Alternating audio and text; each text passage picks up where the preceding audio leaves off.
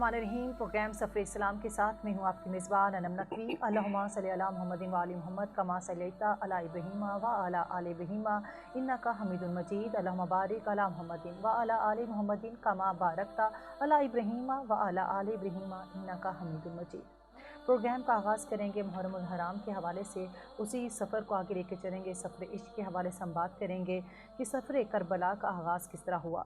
इमाम हुसैन अलैहिस्सलाम ने रख्ते सफ़र बांधने से पहले इमाम हनफिया को कुछ वसीयतें की, कुछ वजूहात बताईं जिनकी बिना पर इमाम हुसैन अलैहिस्सलाम ने वक्त था हज का और इमाम हुसैन अलैहिस्सलाम ने हज को उम्रे में तब्दील किया, उम्रे में बदला और चल पड़े करबला के सफ़र की तरफ, इश्क के सफ़र की तरफ, दीन इस्लाम की बका के लिए चल पड़े। इसी पर बात करने के लिए आज हमारे साथ मौजूद हैं अल्लामा हैदर अलवी साहब।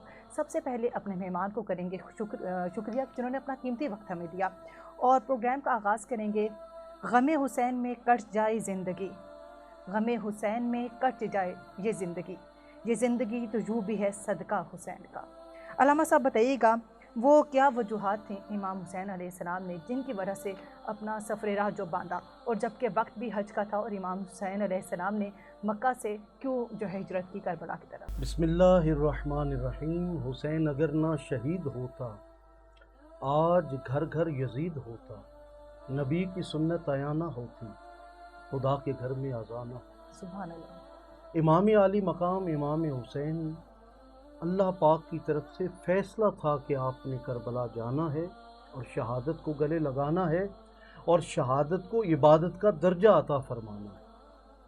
सैयदा उम्मे सलमा उम्मुल मोमिनीन आप फरमाती हैं कि मैं सेहन में काम में मसरूफ़ थी और आका करीम सल्लल्लाहु अलैहि वसल्लम अंदर हुजरे में थे और हुजूर के पास सिवाय मौला हुसैन के और कोई भी न था। अचानक आहो बुका की आवाज़ बुलंद होती, आहो सिस्कियों की आवाज़ बुलंद होती। वो रोना इतना शदीद होता है कि मैं सेहन में मौजूद हूँ और उस आहो बुका को सुनती हूँ और मैं दौड़े हुए जाती हूँ।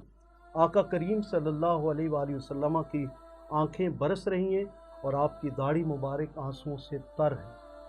मैं परेशान हुई, आका कोई ऐसा वाक़या नहीं हुआ जबकि हुसैन पाक तो खेल रहे हैं, किस सबब से आप ये आंसू बहा रहे हैं? वो कौन सा गम है जिसने आपको इस कदर आओजारी पर मजबूर कर दिया? हुजूर फरमाते हैं अभी अल्लाह ताला का एक ख़ास फरिश्ता मेरे पास आया और उसने आकर मुझे ख़बर दी कि जिस हुसैन की आप बालाएं ले रहे हैं, जिसके गले पे बोसा दे रहे हैं, जिसके जो है वो होंठों को आप चूमते हैं, इस हुसैन पाक को तो 61 सने हिजरी में बड़ी बेदर्दी से शहीद कर दिया जाएगा। मैंने पूछा क्या मेरी पहली नस्ल को काट दिया जाएगा? वो काटने वाले कौन होंगे? कहा वो भी अपने आप को मुसलमान ही कहते होंगे, कलमे का दावा भी करते होंगे, लेकिन बेदर्दी से शहीद कर देंगे। मैंने पूछा कि ए फरिश्ते मुझे खबर दो वो कौन सा मकाम होगा? कहा वो इराक की सरजमीन होगी जिसका नाम नैनवा होगा, जो बाद में करबो बला के नाम से पुकारी जाएगी। मैंने कहा कि ए फरिश्ते वहाँ की क्या कोई निशानी ला कर दे सकते हो? आका के हाथ में एक बॉटल थी। हुजूर ने फरमाया कि उम्मे सलमा ये जो मेरे पास रेत देख रही हो ये मैं तुम्हें अमानतन देता हूँ, जिस दिन इसका रंग सुर्ख हो जाए जान लेना कद कुतिल हुसैन, मेरा हुसैन शहीद हो गया। अभी ये वाक़या हुआ नहीं है, अभी कई साल रहते हैं, जबकि मौला हुसैन की उम्र बिल्कुल नन्हे मुन्ने आका की आगोश में खेल रहे हैं।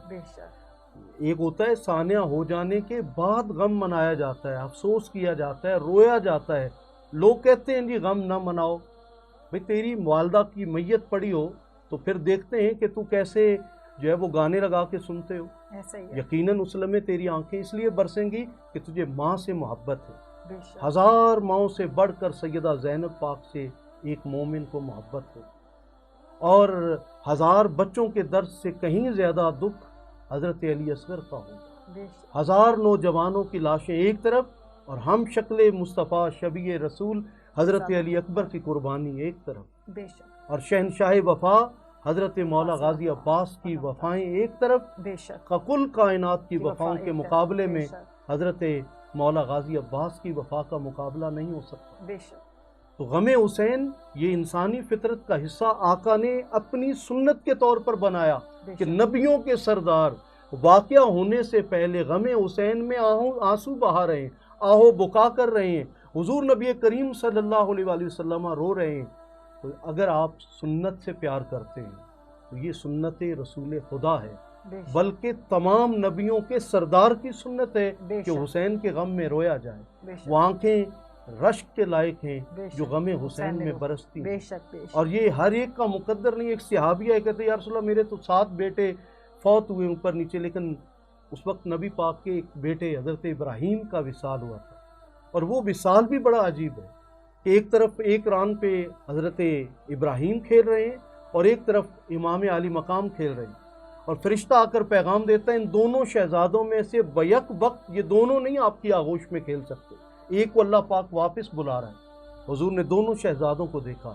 کہا اگر ابراہیم دنیا سے جائے گا میرا بیٹا تو تنہا میرا دل دکھے گا، لیکن اگر حسین پاک جائیں گے تو میری بیٹی زہرا کا بھی دل دکھے گا۔ سبحان کوئی اللہ باپ بھی ہو وہ اپنی بیٹی کا دل نہیں دکھنے بے شک دیتا۔ بے شک حضور نے کہا کہ اے فرشتے جاؤ میرے رب کی بارگاہ میں عرض کرو میرا ابراہیم قبول کر لیں اور میرے حسین کو بچا لیں۔ صحیح۔ علامہ صاحب بتائیے گا، پھر امت نے تو دل دکھایا بطول کا، تو ایسی کیا وجوہات تھیں کہ امام حسین علیہ السلام کو پہلے مدینہ چھوڑنا پڑا، پھر مکہ مکرمہ چھوڑنا پڑا، جبکہ حج کا ٹائم تھا، حج کا وقت تھا، مولا نے عمرہ ادا کیا اور کربلا کی طرف چل پڑے اور اپنے اہل و عیال بھی جو تھے ان کو ساتھ لے لیا؟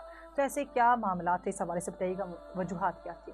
جب خوف زدہ حکمران ظلم پر مبنی حکومتیں کرنے والے اور عوام کے اوپر غیر خداوندی شریعت کی بجائے اپنے ذاتی احکامات نافذ کرنے کی کوشش کرتے ہیں تو ایسے حکمران ظلم، دھونس اور دہشت کی بنیاد پر اپنی حکمرانی چلاتے ہیں۔ بے شک یزید نفرت کا استعارہ کیوں بنا؟ صحیح یزید لعنت کا استعارہ کیوں بنا؟ لفظ یزید گالی کیوں بنا؟ صحیح اس لیے کہ وہ کردار کا بدترین انسان تھا، شراب پیتا بھی تھا، بیچتا بھی تھا، حلال بھی سمجھتا تھا، شریعت نے اسے حرام کہا، بدکاری کو وہ حلال سمجھتا تھا، اپنی سگی پھوپھی سے منہ کالا کیا تھا، بالکل ایسے ہی، اپنی سگی بہن سے نکاح کرنا چاہتا بالکل بالکل یہی وجہ تھا۔ یزید جو ہے وہ بندروں کو منبر رسول پہ بٹھا کر نچاتا تھا۔ یزید جو ہے وہ کہتا تھا یہ وہی بنو ہاشم کا ڈھنگوسلہ تھا، وہ گویا پوری شریعت محمدی کا مذاق اڑاتا تھا، وہ نماز کو محض ایکسرسائز سمجھتا تھا، زکوٰۃ کو اور دیگر معاملات کے اوپر بھی وہ تنقید کرتا، گویا پوری شریعت محمدی کے نظام کے خلاف یزید ایک اپنا الگ نظام لے کر آیا، اور حسین وہ تھے جو فطرت پاک رکھتے تھے، جو آیا تطہیر میں لپٹے ہوئے تھے، جو چادر تطہیر میں لپٹے ہوئے تھے، اور مولا حسین وہ تھے جنہوں نے حضور کے ہاتھ میں ہاتھ دے کر بیعت کی تھی، جنہوں نے حضور کی زبان چوس کر خوراک لی تھی اور زندہ رہنا سیکھا تھا۔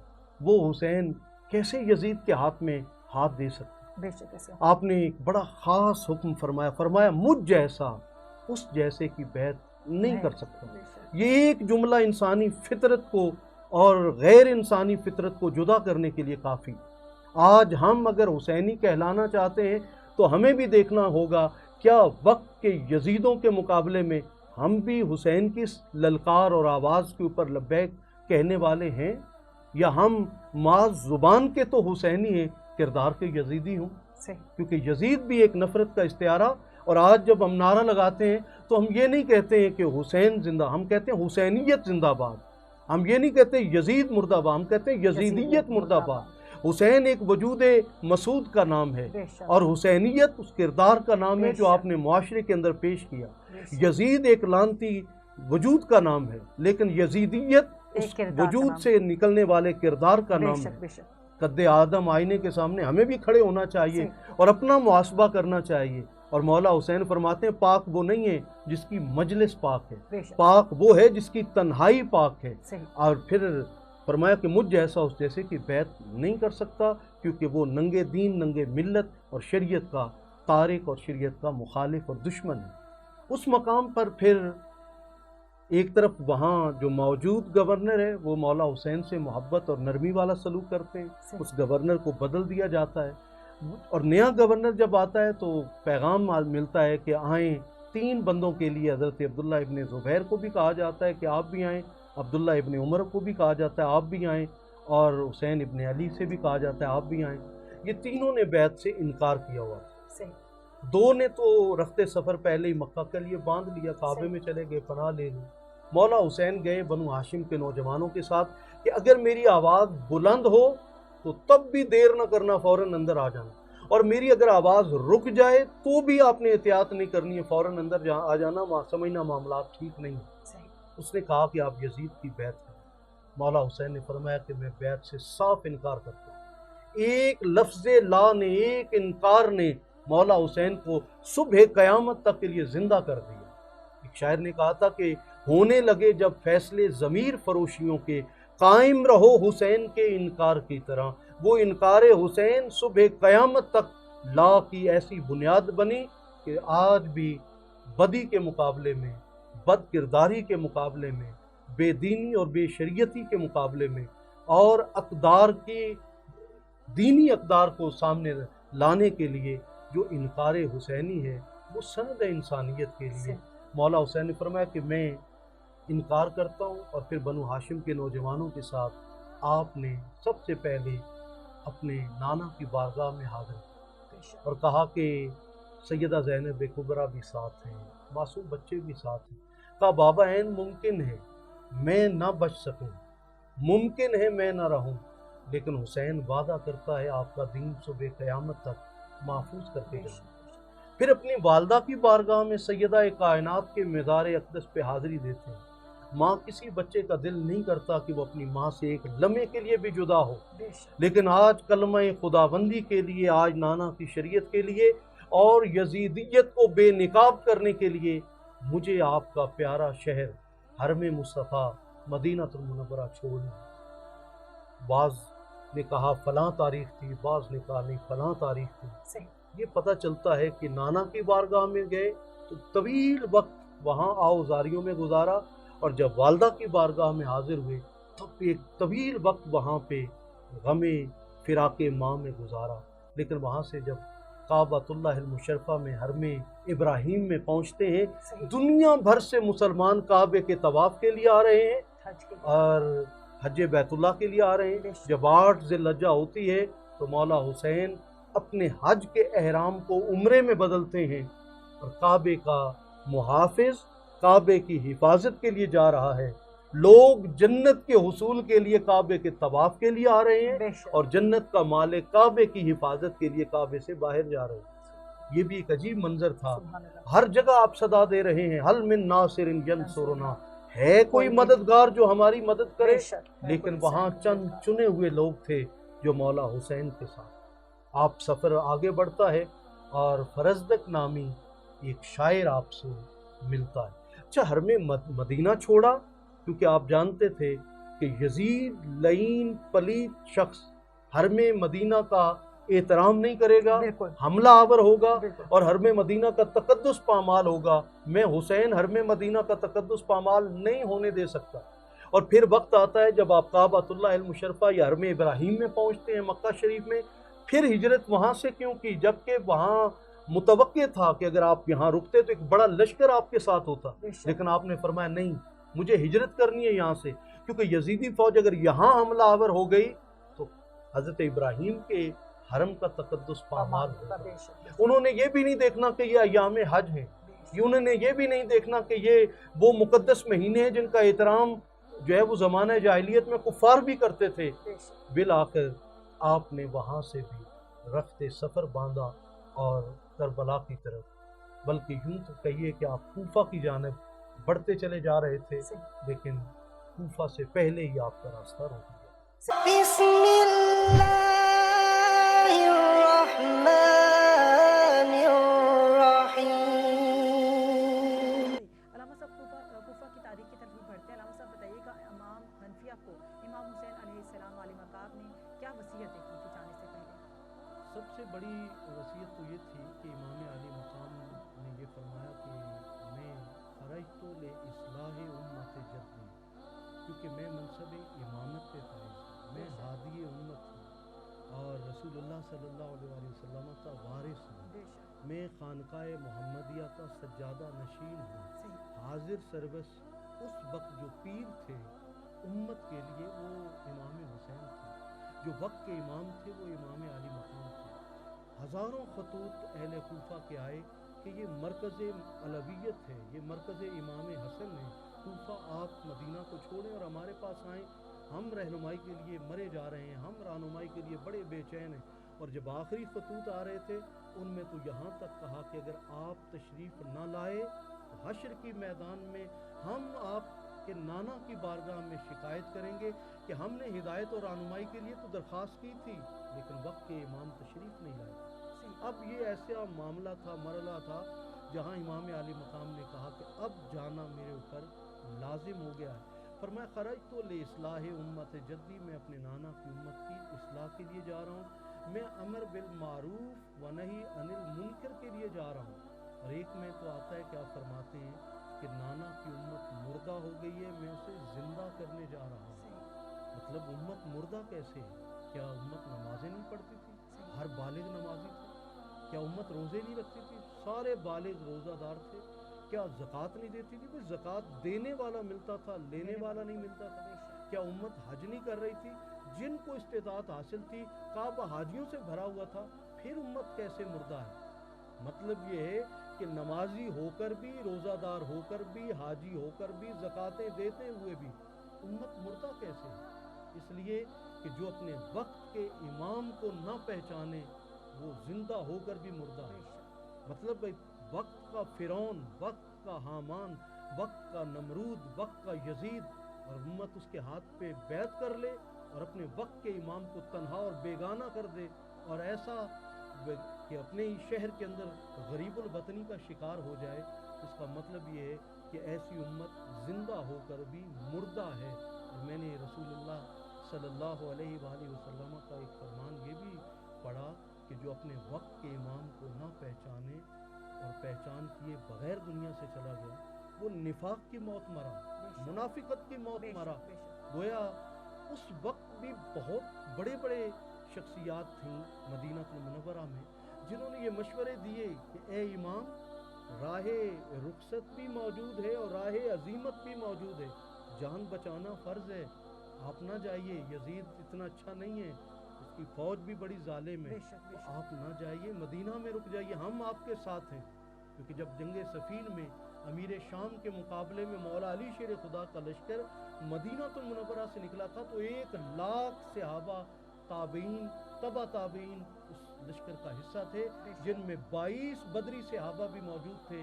اور یہ امت کا اتفاق ہے اس بات پر کہ بدری صحابہ جس لشکر میں شامل ہوں وہی حق کی علامت ہوتی ہے، لیکن بدری صحابہ یہ جانتے تھے الحق مع علی و علی مع الحق لا یتفرقا حتی یعد علی الحوض، حق علی کے ساتھ ہیں، علی حق کے ساتھ ہیں، یہ کبھی جدا نہیں ہو سکتے، حوض کوثر پر بھی آئیں گے تو مجتمع ہو کر آئیں گے۔ اس لیے صحابہ بھی اعتبار علی کی ذات پہ کیا کرتے تھے۔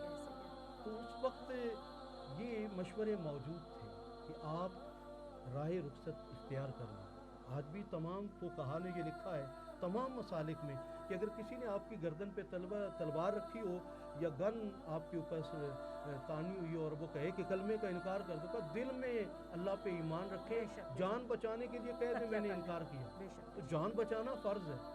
لیکن مولا حسین، مولا حسین ان کے سامنے بھی راہ رخصت موجود تھی کہ ظاہراً بیعت کا اظہار کر دیتے، دل میں نفرت رکھتے، لیکن نہیں، منصب امامت کا تقاضا یہ تھا کہ راہ رخصت کو چھوڑ کر راہ عزیمت کو اختیار کیا جائے۔ اور جو پرعزم ہستیاں ہوتی ہیں، جو صاحب استقامت ہستیاں ہوتی ہیں، جنہیں اللہ نے عزت و عظمت کا تاج پہنایا ہوتا ہے، وہ راہ رخصت کو اختیار نہیں کرتی ہیں، وہ راہ عزیمت کے مسافر ہوتے ہیں۔ اور عظمتوں کا وہ راستہ آپ نے اپنایا کہ صبح قیامت تک حسین تو مثالی بن گئے، لیکن جو حسین کے مقابلے میں آیا وہ ذلت و رسوائی اس کا مقدر بنتا چلا گیا۔